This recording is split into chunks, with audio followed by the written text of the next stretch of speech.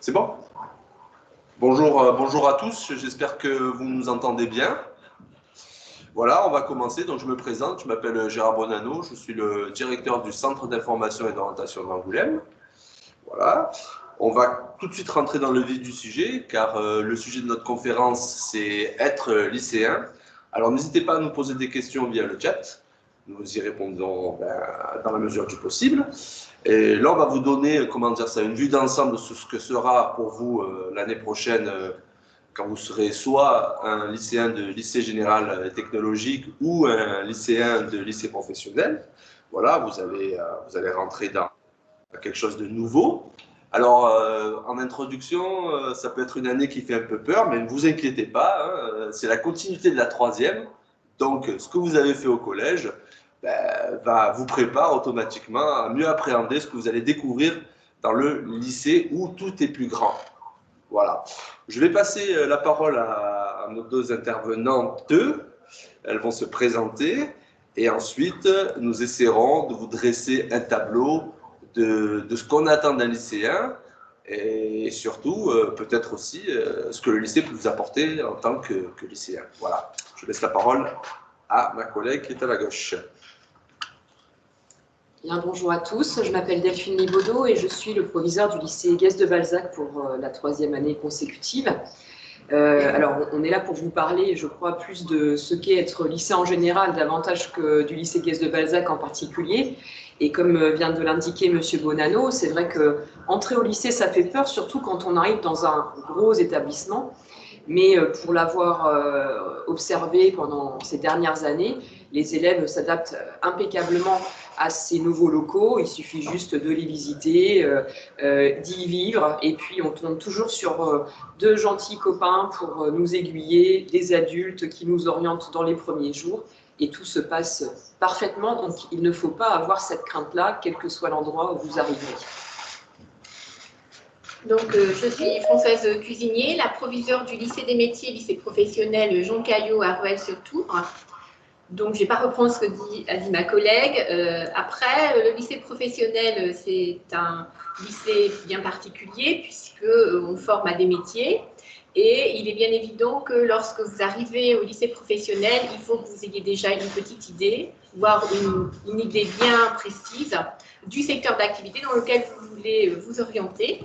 Et donc, ça demande un travail en amont de préparation de votre projet professionnel et votre projet d'orientation.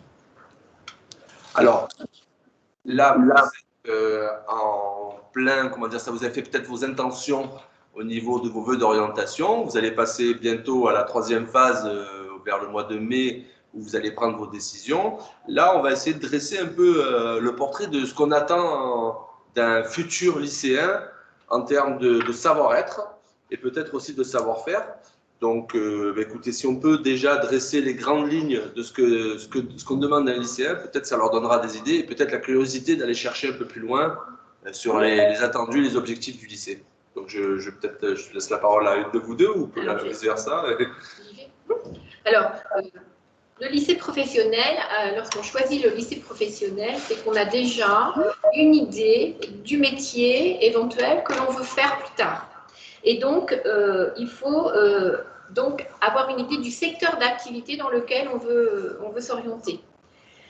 Alors, suivant les métiers, les différentes compétences, les compétences sont diverses. Ça, on peut demander de la rigueur, si on est sur des métiers tertiaires, par exemple, de l'organisation aussi, être très organisé. On peut demander de la curiosité, avoir de la curiosité lorsqu'on est sur des métiers industriels, pour pouvoir fabriquer, concevoir, rechercher des pannes ou autres. Et puis, il faut avoir quand même une autonomie et une envie d'apprendre un métier parce que durant ces formations qui sont ou un CAP ou un baccalauréat professionnel, le CAP c'est en 2 ans et le baccalauréat professionnel en 3 ans, on va vous demander d'être assidu et vous allez avoir des périodes de formation en milieu professionnel, entre guillemets des stages. Mais ce ne sont pas des stages comme en troisième, hein, c'est un stage beaucoup plus long. La plupart du temps, chaque année, ça peut être entre 4 et 8 semaines. Et donc, ça vous demande d'avoir envie d'aller dans l'entreprise.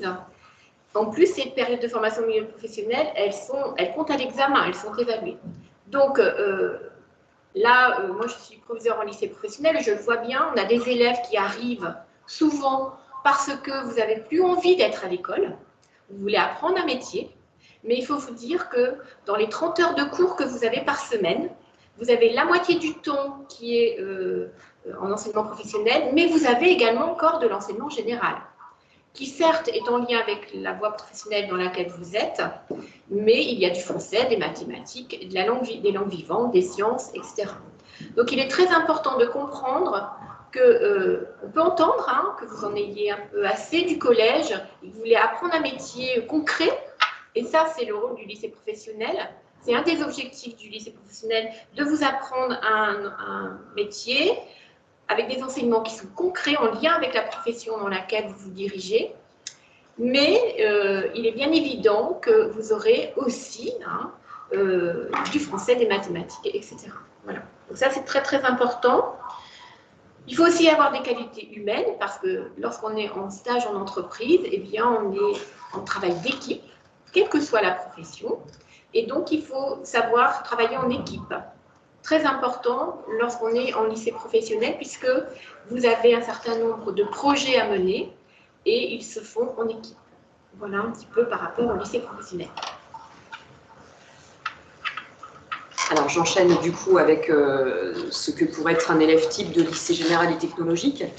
Alors rien d'original en fait, puisque finalement, comme pour le lycée professionnel, il y a un dénominateur commun, quelle que soit la voie de formation choisie, ça va être celui du travail. En fait, la seule chose qu'on attend, c'est que les élèves se présentent, soient sérieux, travaillent avec régularité, puisque, à mon sens, on ne réussit pas sans fournir des efforts et sans travail.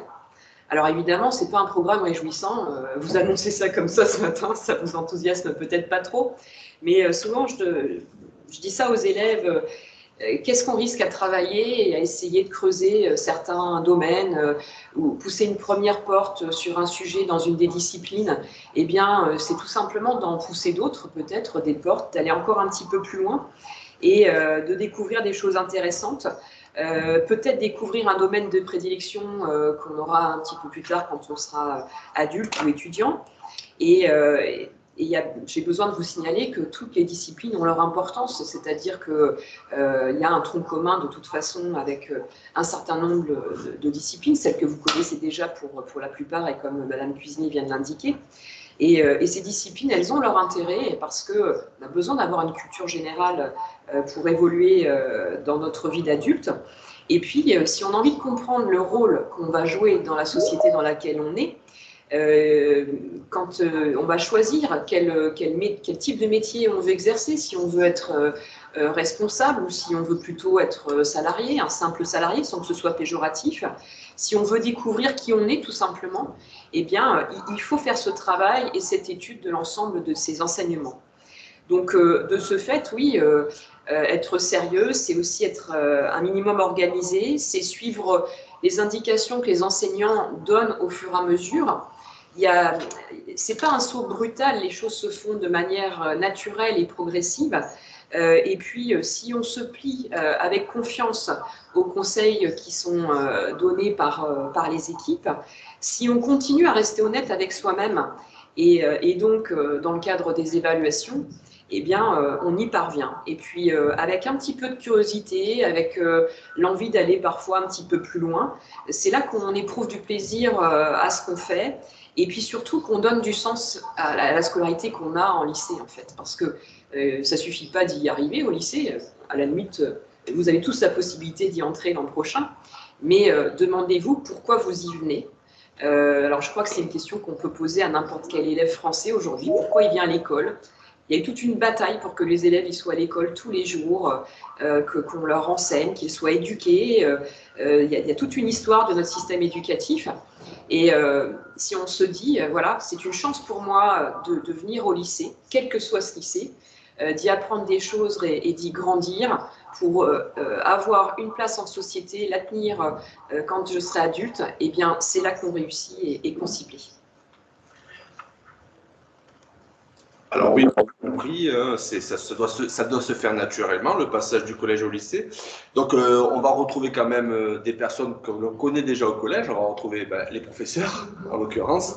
On va retrouver bon, le chef d'établissement, bien sûr. On va retrouver aussi les conseillers principaux d'éducation.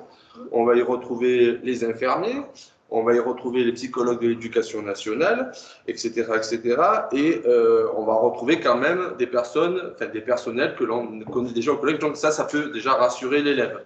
Mais alors, c'est quoi la grande nouveauté? À part que le lycée c'est plus grand, est-ce qu'on va demander plus d'heures de cours? Est-ce qu'il y aura plus de professeurs à rencontrer? Est-ce qu'on demande plus d'indépendance? Est-ce qu'on peut faire un petit point sur ça? Et aussi, au niveau de l'autonomie du travail, est-ce qu'il y a quelque chose qui va vraiment changer par rapport au collège?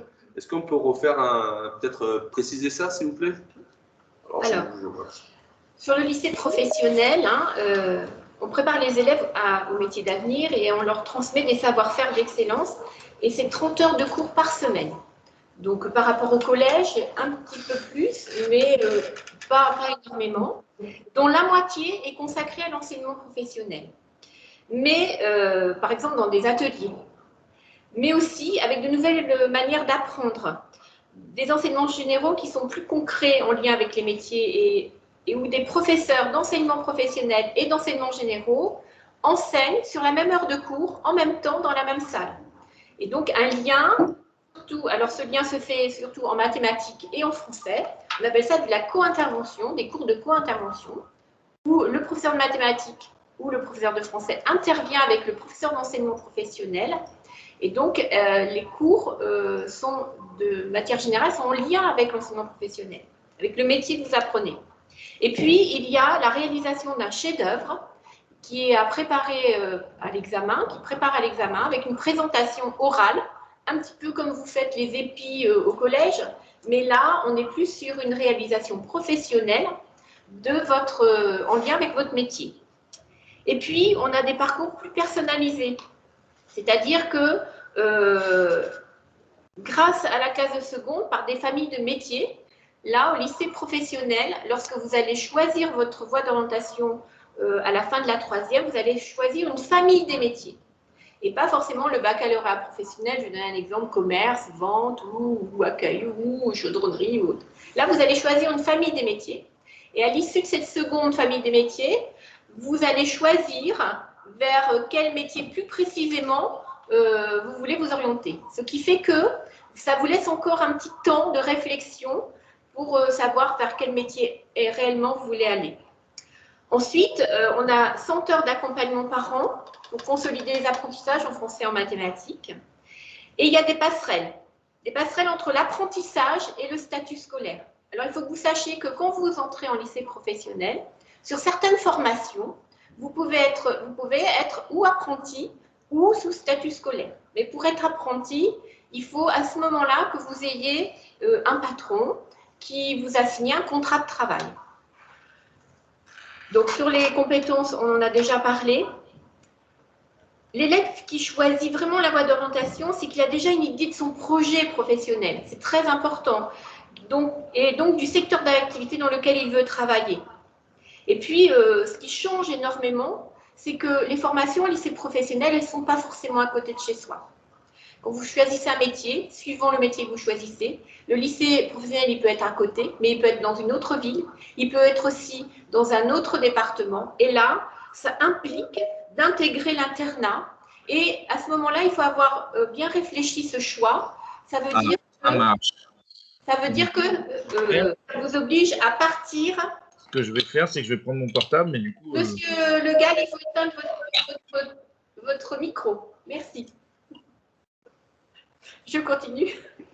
Et donc, il faut, lorsque vous êtes en lycée professionnel, il faut être mobile. Parce que la formation que vous choisissez, elle n'est pas forcément à côté de chez vous. Et l'internat, c'est un gros changement par rapport au collège. Très gros changement. Vous partez le lundi, vous revenez que le vendredi soir chez vous. Et ça, c'est quelque chose à réfléchir et à envisager dans votre parcours, dans votre choix d'orientation. Voilà. Et puis, je le redis, en lycée professionnel, vous avez des stages. Et ça, c'est obligatoire. Il faut bien y penser. Parce que parfois, on a des élèves qui arrivent, qui croient qu'ils ne vont plus faire d'enseignement général, qui croient qu'ils ne vont plus avoir de travail. Hein. Alors là, c'est pas vrai, hein. Vous avez du travail scolaire. Alors peut-être pas forcément chez vous, mais beaucoup en classe, beaucoup de travail en classe. Et puis surtout, ces stages en entreprise sont très importants, je le redis, parce que tous les ans, on a des élèves qui ne veulent pas y aller, qui ne veulent pas rechercher forcément leur lieu. On vous accompagne, mais la démarche, elle est au départ de votre fait de trouver votre lieu de stage. Voilà. Je crois que j'ai tout dit à peu près. Il y aura peut-être des questions après. Je te laisse compléter. J'enchaîne pour ce qui concerne le lycée général et technologique. Alors, il a moins d'originalité, on va dire, que le lycée professionnel, puisque finalement, vous allez retrouver l'an prochain l'ensemble des disciplines que vous étudiez aujourd'hui en collège, en dehors de la technologie, mais que vous retrouvez quand même dans un enseignement qui s'appelle SNT, Sciences numériques et technologies, qui est plus axé sur l'informatique qu'autre chose, mais voilà, vous avez exactement le même bouquet en fait qui vous est offert en lycée. À ceci s'ajoutent évidemment, pour ceux qui le souhaitent, des options, la possibilité de pratiquer une troisième langue vivante, une section sportive, une section européenne, ce genre de petits plus qui vous est offert pour élargir encore peut-être les connaissances que vous avez envie d'acquérir. Mais quelle est la différence entre le collège et le lycée? Au fond, pas grand-chose. Et puis, les règles de fonctionnement que vous connaissez au collège sont les mêmes dans les lycées. On demande la même chose au quotidien aux élèves. On se rencontre, on se salue, on est respectueux d'autrui, on fait attention à ne pas abîmer le mobilier, à ne pas dégrader les lieux, que sais-je.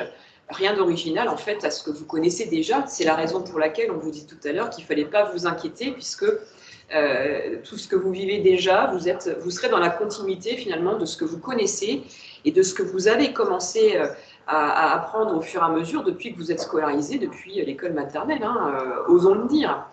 Alors après, en lycée et d'une manière générale, que ce soit le lycée pro ou le lycée général et technologique, c'est vrai qu'il y a une plus grande autonomie qui vous est offerte au quotidien. C'est vrai que vous avez la possibilité de sortir. Au collège, pour l'instant, vous arrivez le matin, le bus vous dépose, il vous reprend le soir quand vous empruntez le ramassage scolaire.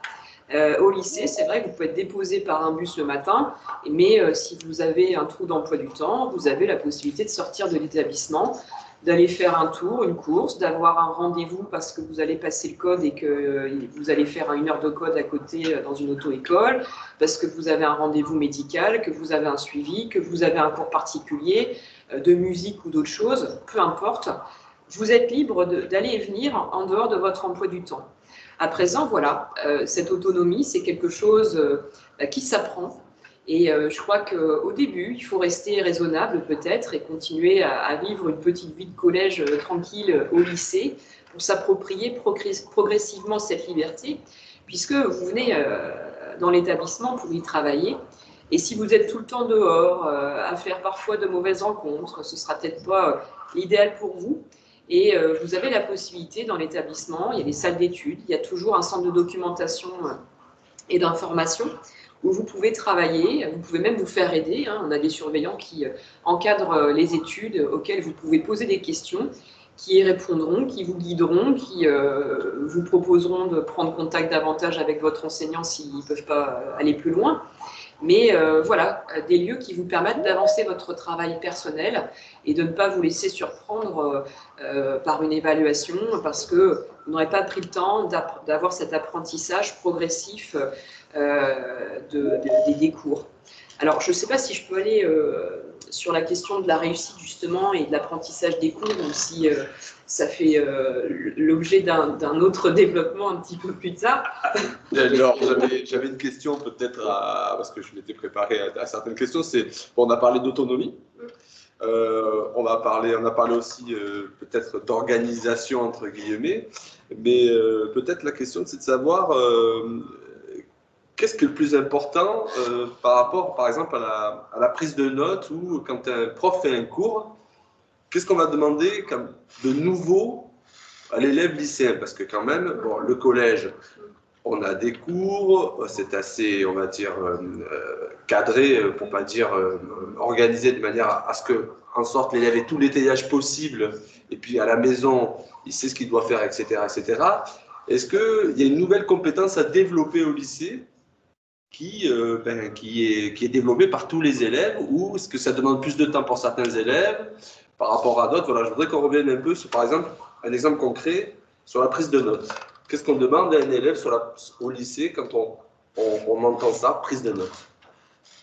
Alors, en lycée professionnel, les élèves, quand ils arrivent sur les cours, il y a une demande d'autonomie beaucoup plus importante dans l'organisation du cours, dans l'organisation des informations qu'ils ont. Mais ils sont quand même encore très guidés par les enseignants sur l'organisation matérielle de leur cours. Alors certes, ils ont un sac qui est beaucoup plus léger qu'au lycée, qu'au collège, hein, souvent, parce qu'ils mettent tous leurs cours dans le même classeur ou dans la même chemise. Voilà. Mais malgré tout, on leur demande quand même d'être rigoureux dans l'organisation de leurs cours, sachant qu'en plus, les thèmes qu'ils travaillent, surtout en enseignement professionnel, peuvent durer des semaines. Et donc, ils ont nécessité, à la fois, d'un côté, ils ont de la connaissance pure et du cours classique, un apport de connaissances, et de l'autre côté, une mise en application professionnelle de ces connaissances. Donc, ça demande une organisation dans l'organisation du classeur qui est assez importante. Ensuite, la prise de notes, elle est travaillée. Il est certain qu'on n'écrit plus au tableau tout ce qu'on leur dit. Beaucoup de choses sont dictées. Donc, il faut qu'ils apprennent à s'organiser. Mais cela fait l'objet d'ateliers de travail lorsqu'ils arrivent en seconde professionnelle sur l'accompagnement personnalisé qui est mis en place pour travailler sur l'organisation de leurs cours et l'organisation de leur matériel scolaire. D'accord. Alors, ce qui change aussi en lycée professionnel, suivant les métiers, c'est qu'il y a un équipement professionnel qui est fourni aux élèves. L'équipement professionnel qui peut être important. Si on est en section hôtellerie-restauration, ben, il y a une mallette de couteau, la mallette de matériel pour refaire la cuisine. Si on est en section chaudronnerie, on a des chaussures de sécurité, on a une cote lorsqu'on est en mécanique, etc. Et ça, ce matériel-là, il est fourni par l'établissement, hein, et est obligatoire, bien entendu, pour des questions de sécurité. Donc, c'est une modification importante quand on arrive en lycée professionnel parce qu'il y a des contraintes de sécurité importantes, des règles à suivre qui parfois surprennent les élèves. Mais comme ma collègue, évidemment, ils ont une liberté de mouvement dans l'emploi du temps qui est beaucoup plus importante qu'au collège. De sortir entre 2 heures de cours, mais ça demande à être à l'heure, être ponctuel, puisqu'on les forme à un métier. Et comme je leur dis souvent aux élèves quand ils arrivent en lycée professionnel, là vous arrivez dans la vraie vie, puisque vous êtes déjà un pied dans la formation professionnelle, vous êt déjà un pied dans le métier, et donc on va leur exiger des savoir-être, surtout des savoir-être qui sont en lien avec un futur professionnel, puisqu'un CAP peut rentrer dans le monde professionnel au bout de 2 ans, et un baccalauréat professionnel au bout de 3 ans, même s'il y a possibilité de poursuite d'études. Mais ça veut dire donc qu'il y a des savoir-être qui vont être travaillés, la ponctualité, l'assiduité, être présent, la tenue de travail, la tenue professionnelle. On est très exigeant sur la tenue professionnelle, même pendant les cours d'enseignement général, parce que c'est un savoir-être qui est à travailler et qui fait partie de la formation pour aller vers des métiers précis. Voilà. Alors, la question tout à l'heure portait sur les prises de notes, qu'est-ce qui change au lycée, etc. Oui, oui. Alors, c'est vrai que c'était quelque chose qui nous inquiétait beaucoup, nous, quand on allait entrer au lycée, parce qu'on savait que on allait devoir se débrouiller pour prendre en note les cours. Aujourd'hui, c'est un petit peu différent et c'est beaucoup plus accompagné que ça l'a été il y a 20-30 ans. Donc, chaque enseignant a l'habitude, dans ce que j'ai pu observer lors des inspections de professeurs, tout simplement, de donner une trace du cours aux élèves. Alors, en seconde, on guide énormément les élèves. En première, on commence à lâcher un petit peu. En terminale, certains enseignants laissent les élèves se débrouiller sur cette prise de notes. Donc, vous voyez que vous avez 3 ans pour vous adapter finalement à l'acquisition de cette compétence-là, qui va vous être utile en revanche dans le supérieur. Et là, ça m'amène à vous dire quand même que la 2GT est quelque chose qui vous met déjà un pied finalement dans l'enseignement supérieur à un moment donné. Après, sur la question de l'organisation, vous êtes complètement libre, c'est-à-dire que la liste des fournitures scolaires qu'on donne aux élèves, en dehors d'une trousse garnie d'un agenda, après, il y a quelques enseignants qui disent qu'ils veulent plutôt un cahier, d'autres qui laissent les élèves complètement libres de leur choix de support, de prise de notes. Les élèves en seconde, généralement, choisissent de prendre des cahiers parce que c'est beaucoup plus simple. Ils sont sûrs de ne pas se tromper, de ne pas oublier. Ils collent au fur et à mesure tous les documents. Rien n'est perdu, tout est classé au fur et à mesure. D'autres qui sont plus autonomes choisissent plutôt d'avoir un classeur ou un trieur. Et ils sont autonomes parce que quand ils rentrent chez eux, ils rangent au fur et à mesure dans d'autres classeurs correspondant à chacune des disciplines les documents qu'ils ont collectés dans la journée, ne les égarent pas et les ont toujours à l'heure prévue dans la suite de l'emploi du temps de la semaine. Donc voilà, tout dépend en fait de chacun. Et puis après, le plus simple, c'est d'essayer, de tester des choses. Si elles vous correspondent, eh ben, c'est très bien. Et puis d'en changer le cas échéant. Il y aura toujours un interlocuteur dans l'établissement pour vous guider, même sur ces questions-là. Je sais que nos conseillères principales d'éducation, nos CPE, reçoivent fréquemment les élèves en entretien et abordent ces questions-là avec les élèves au fur et à mesure, les conseils en complément de tout ce qui peut être dit en classe par chacun des enseignants, par les professeurs principaux, de ce qui est dit lors de l'accompagnement personnalisé, puisqu'on a des temps d'AP évidemment au lycée aussi. Donc les choses se font de manière sécurisée et il ne faut vraiment pas que la question de la prise de notes soit un sujet d'anxiété. Alors évidemment, si vous l'internez, que vous passez votre temps à discuter avec votre voisin, que vous faites autre chose, il y a un moment donné où la trace de cours, ce qui apparaît sur le vidéoprojecteur ou sur le tableau, on va être obligé de l'effacer ou de passer à la suite. Donc il faut être quand même assez rapide, mais je crois que ça n'a rien de très surprenant par rapport à ce que vous connaissez déjà au collège. Donc, pas de souci par rapport à ça. Alors bon, on a bien compris une organisation quand même, hein, un peu plus grande, une autonomie, quand même de la rigueur au travail, hein, on va dire ça, peut-être de la curiosité aussi. Hein, je pense que c'est une qualité que tout le monde devrait avoir, hein, un peu de curiosité. Hein, donc, plus on est curieux, plus on s'intéresse peut-être à ce qu'on fait, ou peut-être le contraire aussi, et ça nous permet aussi d'affiner des projets. Hein. Je voulais juste te poser une question. Bon, l'élève, il est rentré au lycée, il a trouvé son rythme. Est-ce qu'on peut définir un calendrier, par exemple pour des élèves qui ont eu des bonnes notes au collège et qui arrivent au lycée et qui auraient une petite baisse de régime? Est-ce qu'on peut dire que à partir de telle période ou telle vacances, on peut retrouver un équilibre ou est-ce qu'il faut être patient justement pour retrouver cet équilibre justement et pour s'adapter? Est-ce qu'on peut donner une date ou un calendrier, une chronologie pour que l'élève ne se fasse pas un avis sur les premières semaines, voire les premiers mois? Oui. Alors, c'est vrai que quand les élèves arrivent en lycée professionnel sur leur formation, qu'ils soient là par choix ou parfois par non-choix, hein, par défaut, comme on dit, souvent, au bout d'une semaine, parfois, je rencontre des élèves qui viennent me voir et qui me disent « Ah madame, moi je ne peux plus rester ici, c'est plus possible, j'ai plus envie. » Alors attention, il faut se donner le temps. Il faut se donner le temps d'observer la formation professionnelle. Et souvent, nous, ce que l'on dit, c'est d'attendre la fin de la première période de formation en entreprise, la fin du premier stage. Et souvent, le premier stage a lieu en novembre-décembre. Cette année, c'est un petit peu différent, mais en novembre-décembre. Et à ce moment-là, l'élève peut se donner une idée vraiment si la formation qu'il a choisie lui plaît ou pas. Mais il faut vraiment qu'il attende le premier trimestre et décembre, une fois qu'il a fait sa première période de formation au milieu professionnel. Pour le lycée professionnel, c'est là où l'élève pourra savoir s'il a bien choisi son orientation ou pas. Hein, voilà. Alors, pour le lycée général et technologique, il n'y a pas de calendrier à proprement parler. Chaque élève s'adapte différemment au rythme du lycée.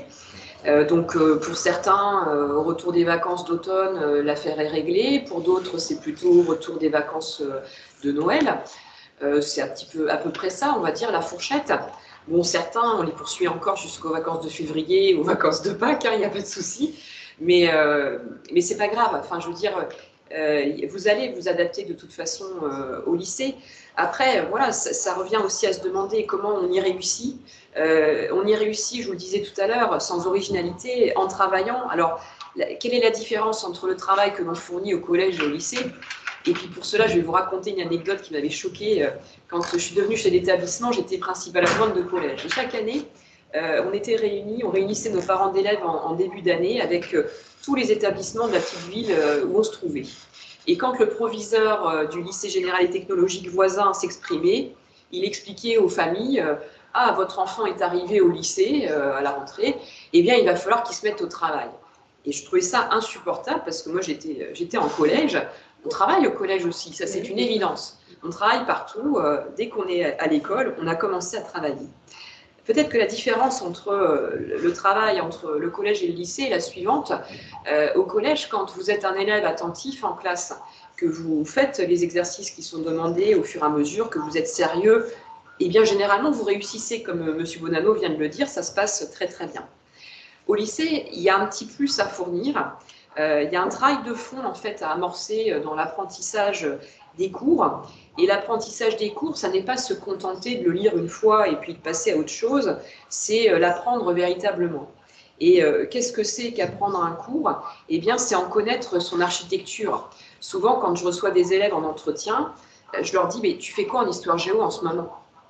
Alors, ils me disent « on parle de la révolution industrielle ». Bon, c'est bien ça, la révolution industrielle, mais c'est quoi le titre exact du cours? Quel est le nom de la première partie, de la deuxième partie? Comment c'est structuré? Voilà, apprendre un cours, c'est bien connaître le titre de ce cours, chacune des grandes parties, c'est en connaître les mots-clés, savoir les orthographier, savoir les définir. Et je sais que vous le faites déjà au collège, mais voilà, allez un petit peu plus loin, puisqu'on va vous demander d'utiliser ces choses que vous avez apprises en écrivant des paragraphes argumentés. Ce sera la modalité de réponse lors des évaluations.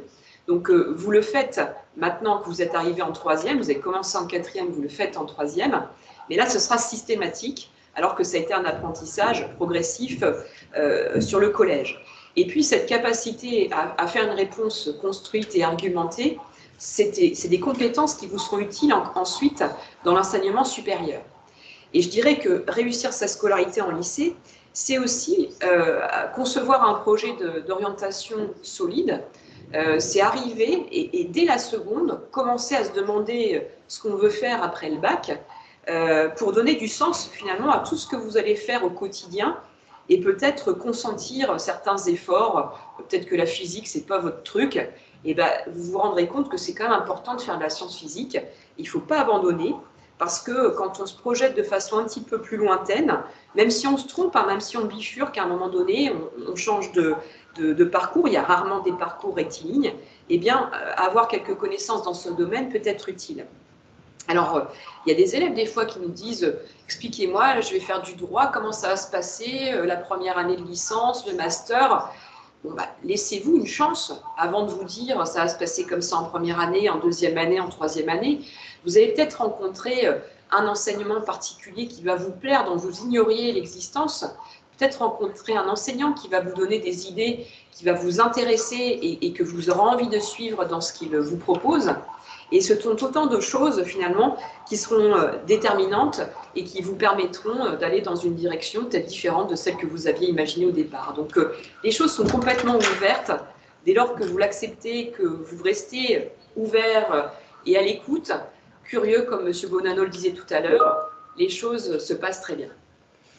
Bon, donc, vous avez compris que voilà, vous allez quand même trouver des personnes ressources, vous n'allez pas être lâché comme ça dans un vide sidéral, dans quelque chose que vous ne connaissez pas, vous allez avoir quand même des points de repère. Bon, on a vu que l'autonomie, l'organisation, la rigueur, une certaine curiosité, le secret de ne pas laisser le travail s'accumuler, peut-être prendre un rythme, hein, d'accord? Et je voudrais, pour terminer, avant de donner quelques informations pour que les élèves puissent continuer leur recherche, hein, le maître mot pour le lycée, c'est comment on peut se faire plaisir, en fait. Comment on peut prendre du plaisir à aller au lycée, que ce soit un lycée professionnel ou un lycée général et technologique. Voilà. Qu'est-ce qu'on peut dire aux élèves pour qu'ils prennent du plaisir à venir au lycée, qu'ils aient envie de venir au lycée? Qu'est-ce qu'on peut leur dire pour un guise de conclusion? Après, je reprendrai la parole pour... Moi, je veux dire, pour le lycée professionnel, je crois que le plaisir, c'est d'apprendre un métier. Se faire plaisir pour venir au lycée professionnel, c'est se dire, je vais apprendre un métier, je vais connaître la réalité du métier vers lequel je veux aller. Et puis aussi, c'est se créer un groupe de camarades, hein, une promotion, on appelle ça des promotions dans certains métiers, et parfois, les anciens élèves reviennent dans le lycée où ils ont été pour présenter leur métier aux nouveaux futurs professionnels. Et donc, c'est ça, se faire plaisir à être au lycée professionnel. Alors, pour le lycée général et technologique, mais d'une manière générale, je crois qu'il y a plein de moyens de se faire plaisir au lycée, parce que des fois, je reproche aux élèves, hein, quand ils imaginent que le lycée, ça n'est qu'un lieu de socialisation, finalement, où ils vont retrouver leurs copains, où ils viennent manger sans se poser de questions, on les sert, etc. Il y a de la lumière et on les chauffe. C'est très bien, mais ça ne suffit pas. Mais blague à part, voilà, il y a plein de moyens de se faire plaisir au lycée. Alors, chaque établissement a sa culture, son identité qui lui est propre. Et puis, les manières de se faire plaisir peuvent varier selon les établissements. Mais je crois que ça commence par l'étude, hein, je vous le disais tout à l'heure. Le savoir, c'est un tout dans lequel on circule. Et c'est vrai que plus on en acquiert, plus on se fait plaisir. Et plus on apprend des choses, mieux on comprend le monde. Et mieux on est capable de déterminer le rôle qu'on va jouer dans ce monde, qui est le nôtre aujourd'hui, et surtout le vôtre d'ailleurs, puisque c'est vous qui allez vous en occuper et le diriger à l'avenir. Après nous, donc on compte sur vous. Donc il faut avoir du plaisir. Mais après, se faire plaisir, ça passe aussi sans doute par l'engagement. Et l'engagement, ça veut dire quoi? Alors ça peut être celui comment dire, des instances du lycée. Vous pouvez avoir un mandat de délégué de classe, vous pouvez être représentant au conseil d'administration, au conseil de la vie lycéenne. Et ça sert à quoi? Comment fonctionne l'établissement? Donc là aussi, comment marche l'établissement et comment j'y ai une place, comment j'y ai éventuellement une action? Parce que voilà, je crois que les lycées, c'est ce que les lycéens en font eux-mêmes. Quel rôle ils y jouent, qu'est-ce qu'ils proposent à leurs camarades, est-ce qu'ils ont cette capacité à se mettre en projet et à lancer des actions. Souvent, nous sommes là que pour soutenir ces actions. En fait, ils nous les proposent et puis on est là pour les assister, les accompagner, leur apprendre comment on monte un projet. Et puis, en dehors des instances du lycée, il existe également des associations. En lycée, c'est plutôt la maison des lycéens, mais il y a également l'association sportive que vous connaissez déjà au collège, hein, l'UNSS, et qui nous permettent d'avoir des actions au quotidien qui améliorent la vie lycéenne, finalement. Donc la MDL, la maison des lycéens, c'est à la fois un lieu, hein, dans lequel on est tous les jours, où on peut boire quelque chose, où on peut discuter tranquillement sans être en salle d'études, encadré, corseté, en train de travailler, mais certains viennent y travailler parfois. Et puis, c'est aussi un lieu où on peut être sur le long cours, avec ses projets, avec des clubs, avec l'intervention d'extérieur pour qu'il y ait des animations, qu'on fasse de la Zumba, qu'on fasse de la plongée. Alors, ça se fait parfois dans le lycée, et puis la plongée, évidemment, ça va se faire plutôt à l'extérieur. C'est un peu compliqué en ce moment, mais c'est grâce à la MDL qu'on organise chaque année un carnaval, qu'on va faire la soirée de Noël des internes, qu'on va projeter certains films à certains moments de l'année aux internes. Voilà, les internes d'ailleurs, parlons-en. Tout à l'heure, Madame Cuisinier parlait de la vie à l'internat. C'est vrai que c'est un saut dans le grand bain, ça, l'internat. Mais quand on discute avec nos anciens élèves lors des cérémonies de remise de diplôme, ceux qui étaient internes en gardent de fabuleux souvenirs, parce que passer un petit temps d'adaptation, là aussi, vivre sans ses parents, acquérir un rythme, se lever à certaines heures, faire certaines choses à des heures précises, etc., eh bien, il y a une vie où on est dans la coopération, où on est en équipe avec les autres, où on vit ensemble, qui est assez agréable et dont tout le monde tire profit. Et voilà, en conclusion, je dirais que se faire plaisir en lycée, pour moi, c'est finalement être acteur de sa formation, quelle que soit cette formation, et être acteur de sa vie, quoi, en fait. C'est le moment où, le lycée, c'est le moment où vous prenez votre vie en main, finalement. Vous êtes autonome, vous êtes libre d'entrer et de sortir, d'aller et venir, mais de rester aussi au lycée pour apprendre. Et de ce que vous en ferez. Voilà. Et j'espère que je vous retrouverai l'année prochaine à Guèze. Alors, bon, ben, rassurez-vous, hein, vous allez être accompagné tout au long de votre première année, deuxième année, troisième année, voire quatrième année, selon les formations, voire 5, 6, pour ceux qui feront des formations post-bac au lycée, par les professeurs principaux, par les CPE, par les psychologues de l'éducation nationale. Juste pour terminer, donc, on aura des journées portes ouvertes, peut-être de manière alors dématérialisée, je vais dire. Donc, on pourra aller sur les sites des lycées pour les visiter, se renseigner.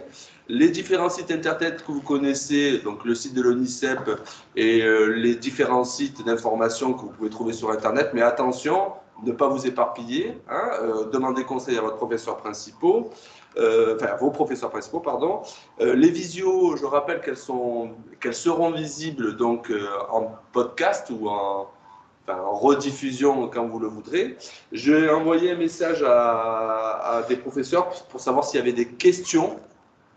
N'hésitez pas à les poser et on pourrait peut-être y répondre. Donc on attend 5 minutes pour savoir s'il y a des questions. Et sinon, s'il n'y a pas de questions, je vous dis au revoir, à bientôt et surtout bonne chance pour votre future année en espérant que les conditions sanitaires et autres soient améliorées d'ici là. Merci beaucoup.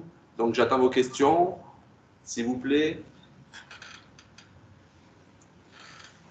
Il n'y en a pas, Mehdi, là, pour l'instant. Ouais.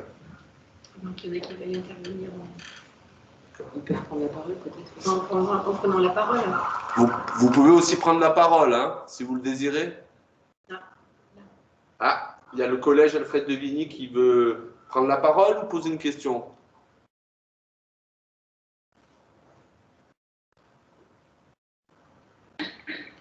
Est-ce que la section européenne, on peut choisir la matière? C'est qu'au niveau de la section européenne, on peut choisir la matière. Ah oui. Alors, très bonne question. En fait, là, il faut que vous soyez dans la recherche de l'offre de formation de chacun des lycées. Pardon, j'enlève mon masque. À Guest de Balzac, on propose une section européenne allemand et la discipline non linguistique et l'histoire-géographie. Donc, à Guest, c'est comme ça, mais vous avez une section européenne avec de l'anglais, je crois, à Marguerite. Il faut que vous vous rapprochiez des établissements pour savoir ce qui est offert précisément et pour pouvoir faire votre choix ensuite. Au lycée professionnel, c'est pareil. Hein. Il faut se rapprocher des établissements. Nous, à Rouel, on a une section européenne en tertiaire, mais ça ne veut pas dire que ce soit dans toutes les sections comme cela. Donc, il faut se rapprocher des lycées. Donc, vous rapprochez des établissements scolaires pour avoir l'information sur la spécialité de langue et aussi les modalités. Donc, ça existe à la fois au lycée professionnel et à la fois dans les lycées généraux et technologiques. D'autres questions?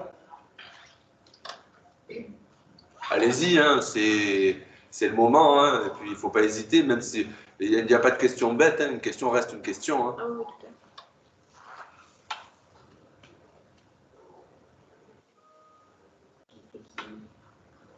Métier. C'est pas nous. Hein? C'est une autre conférence. Ah oui, d'accord. Donc, s'il n'y a pas d'autres questions, on va terminer. Allez-y. Bon, il n'y a pas d'autres questions. Quoi qu'il en soit, vous avez du matériel pour réfléchir aux futures questions que vous allez poser si vous avez une interaction, que ce soit par Internet, par téléphone ou par une rencontre voilà, avec un professeur dans votre collège. N'hésitez pas à interroger les personnes qui se trouvent dans votre entourage familial aussi. Ça peut être intéressant, on peut discuter de certains métiers. Voilà. N'hésitez pas aussi d'aller sur la plateforme, les plateformes où on trouve des vidéos sur certains métiers qui vont être très bien faits, qui sont très bien faites. Ça peut vous donner aussi une petite idée. Voilà, n'hésitez pas. Et surtout, vous avez le temps de chercher, puisque c'est un moment là où voilà, vous allez faire vos choix. Donc, on va dire que jusqu'au 15 de printemps, c'est une bonne période pour faire de la prospection. Ah, il y a une autre question. Peut-on poursuivre des études supérieures après un bac pro? Alors oui, après le baccalauréat professionnel, les élèves en terminale s'inscrivent sur la plateforme Parcoursup, comme au lycée général, et on peut poursuivre sa formation principalement en BTS, mais ça peut être aussi en IUT. Et parfois, certains élèves vont en faculté aussi, sur certaines filières. Donc oui, on peut poursuivre son études après le baccalauréat professionnel. Mais également après le CAP. Après le CAP, on peut poursuivre ses études en intégrant directement la première baccalauréat professionnel. On peut poursuivre ses études dans ce sens-là également. Donc oui, il n'y a pas de problème. Alors bien entendu, sur Parcoursup, le dossier scolaire est important lorsqu'on veut poursuivre ses études. À la rentrée prochaine, il y aura des modules d'adaptation pour les élèves qui rentrent en BTS. Parce que quand on arrive de baccalauréat professionnel en BTS, bien sûr, il y a une partie enseignement général qui est un petit peu plus compliquée que quand on était en baccalauréat. Et donc, il y a des modules de mise à niveau qui sont mis en place dans les lycées généraux pour pouvoir faire en sorte que les élèves s'adaptent le mieux possible en BTS. Voilà. Et il y a beaucoup de possibilités. Oui, on peut retrouver de bons exemples d'élèves qui ont commencé par une voie professionnelle post-troisième, comme vous allez le faire peut-être, et qui ont eu des diplômes à Bac+2, à Bac+3, voire à Bac+5, et qui ont des fonctions professionnelles très intéressantes, avec des salaires très intéressants. Voilà. Il y a aussi, on peut continuer aussi sur certaines formations plus techniques. Je vais donner l'exemple de la chaudronnerie que je connais bien. Il y a des mentions complémentaires qui existent également, qui se font en un an après le baccalauréat professionnel et qui permettent d'avoir une spécialisation dans le métier choisi et qui se font dans la France entière, il y en a un petit peu partout. À Rouel, on a une mention complémentaire technicien tuyauteur et les élèves à l'issue de cette mention complémentaire travaillent dans l'industrie, sur la maintenance des centrales nucléaires ou en pétrochimie. Donc voilà. Et c'est très recherché, oui, les élèves dans ces sections-là, dans ces sections techniques, que ce soit chaudronnerie, métier d'électricité, usinage, etc., sont très recherchés parce qu'il y a peu de formations. En chaudronnerie, il y en a une par département sur l'Académie de Poitiers, et il y a beaucoup de demandes. Et les élèves ont des salaires très intéressants, parce que souvent, les élèves, quand ils arrivent en lycée professionnel, la première question qu'ils posent, c'est le salaire qu'ils toucheront quand ils vont travailler. Et ils sont très demandés à ce niveau-là. Et puis, il y a possibilité également de faire des licences professionnelles à l'issue du baccalauréat professionnel en alternance, c'est-à-dire par apprentissage. L'apprentissage on peut intégrer l'apprentissage à tout moment dans sa formation. On peut l'intégrer à la fin de la troisième, mais on peut l'intégrer en première, en terminale, et puis après en BTS ou en licence pro. Donc l'apprentissage, à tout moment, on peut l'intégrer parce que parfois, certains élèves n'ont pas l'âge à la fin de la troisième pour intégrer l'apprentissage, il faut avoir au moins 16 ans, ou une dérogation si on n'a pas 16 ans. Mais de fait, il ne faut pas penser que tout est fini lorsqu'on s'oriente en fin de troisième. Les parcours peuvent être variés et différents. J'ai répondu à la question? Oui, il y a beaucoup d'informations, mais vous ferez un peu comment dire ça, un éclaircissement avec vos professeurs et puis avec les brochures que vous allez recevoir de manière dématérialisée. Vous verrez, tout va se remettre un peu en place dans votre tête et vous allez y voir beaucoup plus clair. C'est vrai qu'il y a beaucoup d'informations, mais vous êtes à un stade où il faut prendre une décision et avoir le plus d'informations possible et faire le tri dans cette information est nécessaire et vous allez trouver des professionnels qui vous aideront. Ne vous inquiétez pas. Est-ce qu'il y a d'autres questions? Non? Alors, bon, s'il n'y a pas d'autres questions, on va terminer. Bon, je vous remercie d'être venu.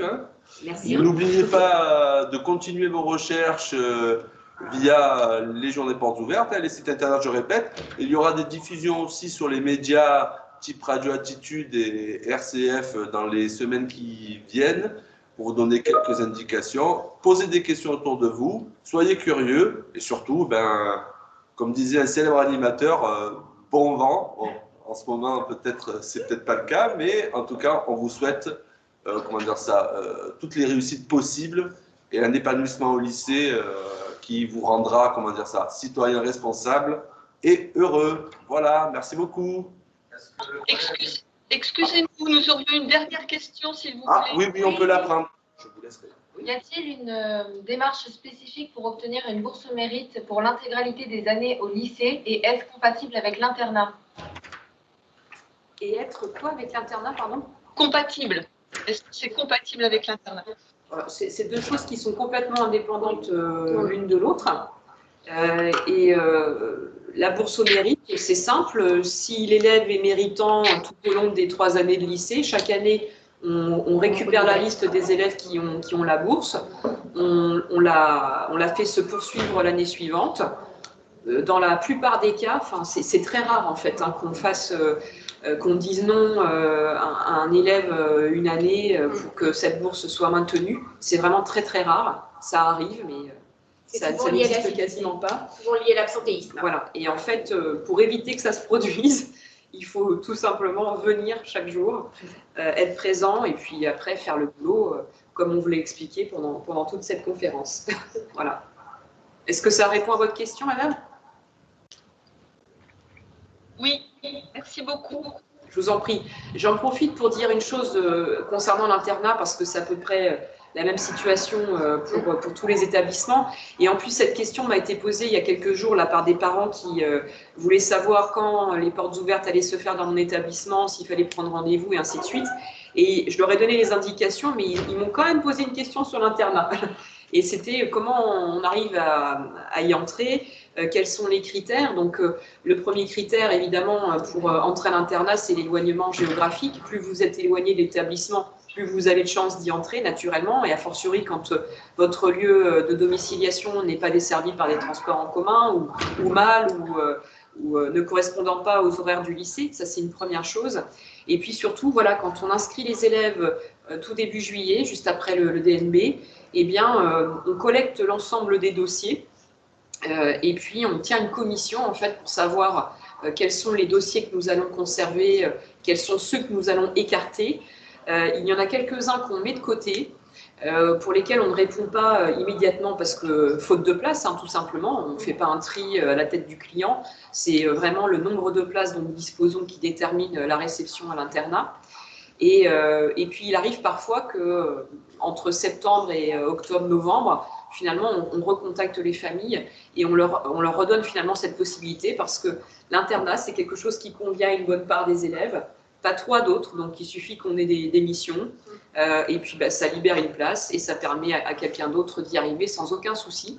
Et on informe les familles, alors on essaye de le faire avant la mi-juillet, au moment où on va fermer l'établissement. Sinon, on le fait lors de la dernière semaine d'août. Et puis, les choses se passent impeccablement. Il y a un accueil particulier qui est réservé aux internes. Un premier pour vraiment, on arrive avec son trousseau, on va s'installer dans sa chambre. Et puis un second à la fin de la première semaine ou des 2-3 premiers jours de l'année scolaire. On accueille toutes les familles le soir et on a une discussion. On essaye d'avoir un petit temps convivial à la fin parce que voilà, l'internat, c'est quelque chose de très important. Les familles nous confient leurs enfants. Pour nous, c'est pas rien. C'est une responsabilité importante et on prend le temps de faire les choses le mieux possible.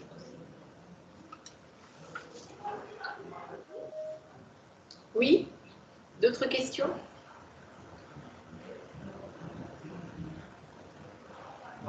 Non. Non. Bon, bien. Eh bien, au revoir à tous. Merci de votre écoute et puis au plaisir de vous rencontrer dans nos lycées. Bonne journée. Au revoir à tous, bonne journée, bon courage. Au revoir.